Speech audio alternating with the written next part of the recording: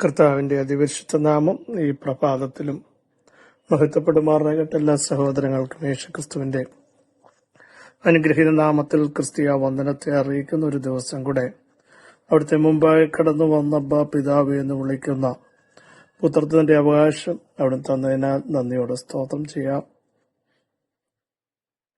ഞാൻ യഹോവയെ കാലത്തും വാഴ്ത്തും.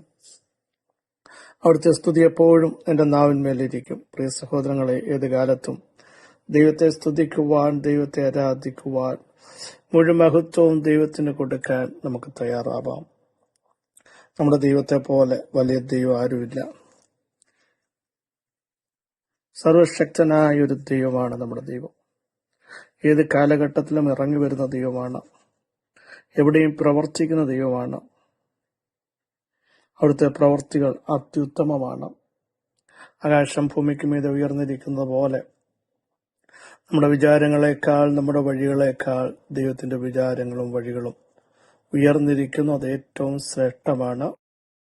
ഇന്നലെയും ഇന്നും എന്നേക്കും അനന്യനായവൻ, വാക്കു പറഞ്ഞാൽ മാറാത്തവൻ, ലോകത്തിന്റെ അവസാനത്തോളം എല്ലാ നാടും കൂടെ ഇരിക്കാമെന്ന് പറഞ്ഞവൻ എന്നും നമ്മോട് കൂടെയുണ്ട്.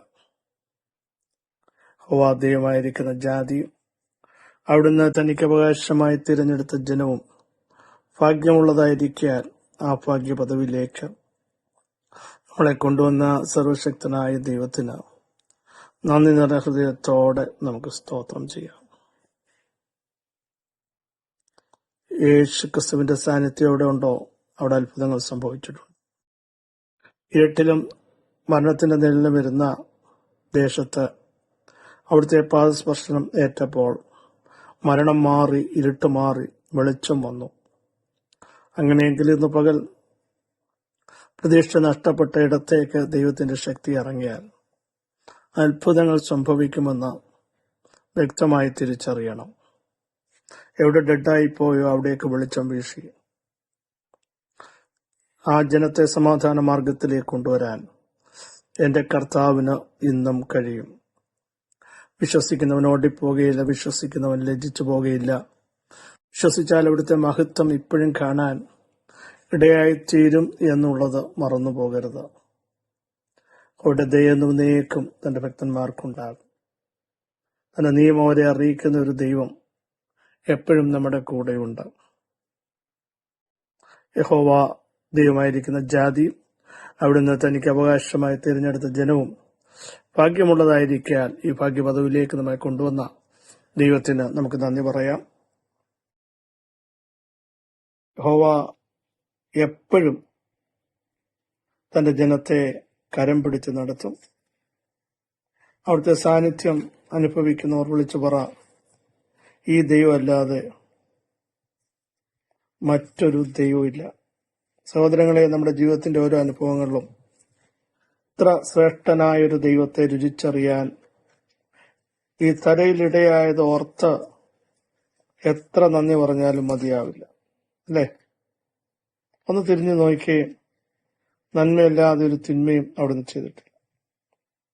അല്പസമയത്തെ ചിന്തയ്ക്കായിട്ട് സെക്കരിയാപുരം 2:13 സകല ജഡവുമായുള്ളവരെ യഹോവയുടെ മുമ്പിൽ മിണ്ടാതിരിപ്പീൻ, അവൻ തന്റെ പരിശുദ്ധ നിവാസത്തിൽ നിന്ന് എഴുന്നള്ളിയിരിക്കുന്നു. ദൈവപ്രവൃത്തിയുടെ ആഴങ്ങൾ വെളിപ്പെടുത്തുന്ന ഒരു ഭാഗമാണ് ഈ 2-ാം അധ്യായം സെക്കരിയ പ്രവചനം. പ്രവാചകനോട് പറഞ്ഞ് നീ തലപൊക്കി നോക്കുക, മതിലില്ലാതെ കിടക്കുന്ന ഒരു ദേശം, അത് കണ്ട് ശത്രു പറയുന്നു, ഞങ്ങളുടെ ദേശം അവിടെ കടന്നു കയറും, അത് തുറന്നു കിടക്കുകയാണ്. പക്ഷെ ദൈവം പറഞ്ഞു, നടക്കത്തില്ല, ഞാൻ അതിന് ചുറ്റും തീമതിലായിരിക്കും. ഞാൻ അതിന് ചുറ്റും തീമതിലായിരിക്കും എന്ന് മാത്രമല്ല, ഞാൻ അതിന്റെ നടുവിൽ എന്റെ മഹത്വം വെളിപ്പെടുത്തുമെന്ന് യഹോവ അരുളപ്പാട് അറിയിക്കുന്നു. എന്നിട്ട് ആ പ്രവചന ഭാഗം നമുക്കറിയാം. നിങ്ങളെ തൊടുന്നവണ് എന്റെ കൺമണിയെ തൊടുന്നു എന്ന് പറഞ്ഞിട്ട് തന്റെ ജനത്തെ ആരൊക്കെ കവർ ചെയ്യാൻ നോക്കുന്നോ അവരെല്ലാം കവർച്ചയ്ക്കിരയായി തീരുമെന്നും യഹോവയുടെ മുൻപിൽ മിണ്ടാതെ ഇരിപ്പീൻ. സഹോദരങ്ങളെ, ഈ ദിവസങ്ങളിൽ ദൈവപ്രവർത്തിക്ക് മുമ്പിൽ മിണ്ടാതിരിക്കാൻ നമ്മൾ തയ്യാറാവണം. ദൈവം ആരാന്ന് ദൈവം വെളിപ്പെടുത്തും. ദൈവത്തിന്റെ പ്രവൃത്തി അത്യുത്തമം ആവർത്തിച്ചു പറയുന്നു. നീതിയുള്ള ന്യായാധിപതിയാണ്. അതുകൊണ്ട് ഈ ദിവസങ്ങളിൽ വരുന്ന പ്രതിസന്ധികൾ, പ്രതികൂലങ്ങൾ, യുദ്ധങ്ങൾ, വേദനകൾ, സങ്കടങ്ങൾ ഇത് കണ്ട് നിരാശപ്പെടാതെ ദൈവത്തിന്റെ മുമ്പാകെ മുട്ടുമടക്കി പ്രാർത്ഥിക്കൂ. നമ്മൾ പ്രതികരിക്കരുത്. അതുകൊണ്ടാണ് 46 സങ്കീർത്തനം പറയുന്നത്, നിങ്ങൾ മിണ്ടാതിരിപ്പീൻ, ദൈവം ആരാന്ന് അവിടുന്ന് വെളിപ്പെടുത്തും. സ്തോത്രം. ഏത് ശക്തികൾ ഇളകി വന്നാലും വില്ലൊടിക്കാനും കുന്തം മുറിച്ച് രഥങ്ങളെ തീയിലിട്ട് ചുട്ടുകളയാനും കഴിവുള്ള ദൈവം വിളിച്ചു പറയുന്നു, സകല ജഡവുമായുള്ളവരെ യഹോവയുടെ മുമ്പിൽ മിണ്ടാതെ ഇരിക്കും. ദൈവം എഴുന്നേൽക്കാൻ പോകുകയാണ്. ഈ ദിവസങ്ങളിൽ വേദനിക്കുന്നവനു വേണ്ടി, സങ്കടപ്പെടുന്നവനു വേണ്ടി, ഒതുക്കപ്പെട്ടവനു വേണ്ടി, കഴിവില്ല, നിന്റെ കൂടെ ആരുമില്ല എന്ന് പറയുന്നവന് വേണ്ടി എഴുന്നേറ്റ് വരുന്ന ഒരു സ്വർഗമുണ്ട്. 68 സങ്കീർത്തനം പറയുന്നത് പോലെ ദൈവം എഴുന്നേൽക്കുന്നു, അവന്റെ ശത്രുക്കൾ ചിതറിപ്പോകുന്നു. തീങ്കൽ മെഴുകുരുകുന്നത് പോലെ ചില ശക്തികൾ ഇന്ന് പകൽ തന്റെ ജനത്തിന്റെ മുമ്പിൽ നിന്ന് മാറിപ്പോകുന്നു. യേശുവിന്റെ നാമത്തിൽ വിശ്വസിക്കുന്നവർ സ്തോത്രം ചെയ്തിട്ട് പറ, ദൈവം നമുക്ക് വേണ്ടി എഴുന്നേൽക്കാൻ പോകുക. ദൈവപ്രവൃത്തി നമുക്ക് വേണ്ടി വെളിപ്പെടാൻ പോകുക. ദൈവം എഴുന്നേറ്റാൽ അതിനെ തടയാൻ ലോകത്തിൽ ഒരു ശക്തിക്കും സാധ്യമല്ല. ദൈവം എഴുന്നേൽക്കുക മാത്രമല്ല, അവിടുത്തെ മഹത്വം നമുക്ക് വേണ്ടി വെളിപ്പെടുത്തും.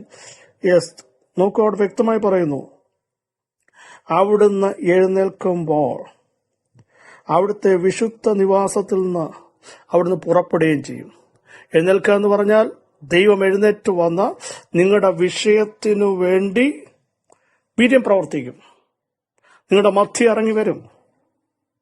നമുക്കറിയാം, 400 സംവത്സരം അടിമത്തത്തിലായിരുന്ന ജനം കരയാൻ തുടങ്ങി, നിലവിളിക്കാൻ തുടങ്ങി, സങ്കടപ്പെടാൻ തുടങ്ങി, തകരാൻ തുടങ്ങി. പക്ഷേ അവിടെ എഴുതിയിരിക്കുന്നു, ദൈവം എഴുന്നേറ്റ് വന്നു. ദൈവം എഴുന്നേറ്റ് വന്നിട്ട് പറയുന്നു, നിങ്ങൾ സങ്കടപ്പെടണ്ട, കരയണ്ട. നിങ്ങളുടെ സങ്കടം ഞാൻ കണ്ടു, നിലവിളി കേട്ടു, വേദന അറിഞ്ഞു എന്ന് പറഞ്ഞ് ദൈവം ഇറങ്ങി വന്നില്ലേ സഹോദരങ്ങളെ? ആർക്കും വിടുവിക്കാൻ പറ്റാത്തടത്ത്, ആർക്കും ഇറങ്ങി വരാൻ പറ്റാത്തടത്ത്, പ്രവർത്തിക്കാൻ പറ്റാത്തടത്ത്, പ്രതീക്ഷ നഷ്ടപ്പെട്ട ഇടത്ത് ഇനി ഇങ്ങനെ കിടക്കത്തേ ഉള്ളൂ. യെസ്, അടിമനുഖം പേറിയയിടത്ത്, തോളിൽ ചുമട് വന്ന ഇടത്ത്, കൈകൾ കൊട്ട വന്ന്, യെസ്, ഇനി ഈ കൊട്ട ജീവിതത്തിൽ നിന്ന് മാറത്തില്ലെന്ന് ചിന്തിച്ച ഇടത്ത് തോളിൽ നിന്ന് ചുമട് നീക്കി കൈകൾ കൊട്ട വിട്ടൊഴിഞ്ഞ് ജനത്തെ പുറപ്പെടുവിക്കുവാൻ ദൈവം തന്റെ വിശുദ്ധ നിവാസത്തിൽ നിന്ന് ഇറങ്ങി വന്നെങ്കിൽ, യെസ്, മൗനമായിരുന്നു പ്രാർത്ഥിക്കോ, ദൈവത്തിന് സ്തോത്രം ചെയ്യോ. അസാധാരണമായൊരു ദൈവപ്രവൃത്തി നിങ്ങൾക്ക് വേണ്ടി വെളിപ്പെടുക. പ്രതീക്ഷിക്കാത്ത സമയത്ത് കാലം കഴിഞ്ഞു, സമയം കഴിഞ്ഞു, എല്ലാം തീർന്നു, ഇനിയും ഞാൻ എന്ത് ചെയ്യുമെന്ന് ചോദിക്കുമ്പോൾ, ഇല്ല, ദൈവം തന്റെ വിശുദ്ധ നിവാസത്തിൽ നിന്ന് നിങ്ങൾക്ക് വേണ്ടി എഴുന്നേറ്റ് വരും. നിങ്ങൾ ഒറ്റയ്ക്കല്ല, സർവശക്തൻ നിങ്ങളോട് കൂടെയുണ്ട്. ഉന്നതനായ ദൈവം നിങ്ങളോട് കൂടെയുണ്ട്. കരുണാമയൻ നിങ്ങളോട് കൂടെയുണ്ട്. കൃപയുള്ള ദൈവം നിങ്ങളോട് കൂടെയുണ്ട്. തലമുറയായവൻ നിങ്ങളോട് കൂടെയുണ്ട്. വിളിച്ചു വരുത്തത് നിങ്ങളുടെ കൂടെയുണ്ട്.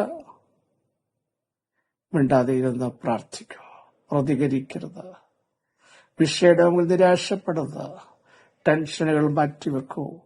എന്റെ കൂടെ ഒരുവനുണ്ട്, അവരോടുകൂടെ മാംസഭുജമേ ഉള്ളൂ, എന്നോടുകൂടെ വലിയവനായ ദൈവം, നീതി ന്യായവും നടത്തുന്ന ദൈവം, നേരോടെ വിധിക്കുന്ന ദൈവം, ഇരുട്ടിൽ വെളിച്ചം വരുത്തുന്ന ദൈവം, ആഴിയിൽ പാതയൊരുക്കുന്ന ദൈവം എന്നോടും എന്റെ കുടുംബത്തോടും കൂടെയുണ്ട്.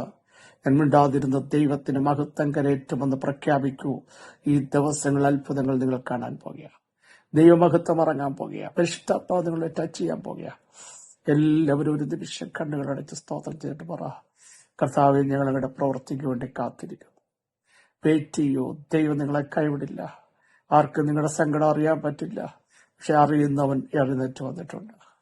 അറിയുന്നവൻ നിങ്ങൾക്ക് വേണ്ടി പ്രവർത്തിക്കുന്നുണ്ട്. അവിടുത്തെ കരം കുറുതായി പോയിട്ടില്ല. അവിടുത്തെ ചെവി മന്ദമായി പോയിട്ടില്ല. അവിടുത്തെ പ്രവൃത്തികൾ അത്യുത്തമോ, എത്ര പേർ സ്തോത്രം ചെയ്യും. യേശുവിന്റെ നാമത്തിൽ, യേശുവിന്റെ നാമത്തിൽ, യേശുവിന്റെ നാമത്തിൽ സർവശക്തിയുള്ള ദൈവമേ, സ്വർഗത്തിലും ഭൂമിയിലും സകലവിധ അധികാരം ലഭിച്ച വാഴ്ത്തപ്പെട്ട കർത്താവേ, അങ്ങയുടെ പ്രവൃത്തി ഇന്ന് പകലും ഞങ്ങൾക്ക് വേണ്ടി വെളിപ്പെടുന്നതിന് സ്തോത്രം. അസാധാരണമായ ദൈവപ്രവൃത്തി യേശുവിന്റെ നാമത്തിൽ വെളിപ്പെടുത്തി ജനത്തെ ആദരിക്കുന്നതിന് സ്തോത്രം. തിരുമഹത്വം വെളിപ്പെടുന്നതിന് സ്തോത്രം. അങ്ങ് ഞങ്ങൾക്ക് വേണ്ടി എഴുന്നേറ്റ് വന്നിരിക്കുകയാണ് സ്തോത്രം. നീതി ന്യായം നടത്തുന്നതിന് സ്തോത്രം. സമാധാനം വരുത്തുന്നതിന് സ്തോത്രം. സൗഭാഗ്യത്തിലേക്ക് ഞങ്ങളെ കൊണ്ടുവന്നതിന് സ്തോത്രം. കുനിഞ്ഞിരിക്കുന്നവരെ നിവർത്തുന്നതിന് സ്തോത്രം. തകർന്നതിനെ പണിയുന്നതിന് സ്തോത്രം. ഉടഞ്ഞതിനെ കർത്താവെ വീണ്ടും വാർത്തെടുക്കുന്നതിന് സ്തോത്രം. അങ്ങയുടെ മഹത്വമുള്ള ഭുജം ഞങ്ങൾക്ക് വേണ്ടി വെളിപ്പെട്ടിരിക്കാൻ സ്തോത്രം. സകല മഹത്വം അങ്ങേക്ക് യേശുവിൻ നാമത്തിൽ ആമേൻ. ആമേൻ. ക്രിസ്തുവാത്സല്യ സഹോദരങ്ങളെ ധൈര്യത്തോടെ മുമ്പോട്ട് പോകൂ. നമ്മുടെ ദൈവം വലിയ ദൈവം, അത്ഭുതങ്ങളുടെ ദൈവം. ഈ വചനങ്ങളെ സഹായിക്കട്ടെ. ക്രിസ്തുവിൽ നിങ്ങളുടെ സഹോദരൻ പ്രശ്നിച്ചു.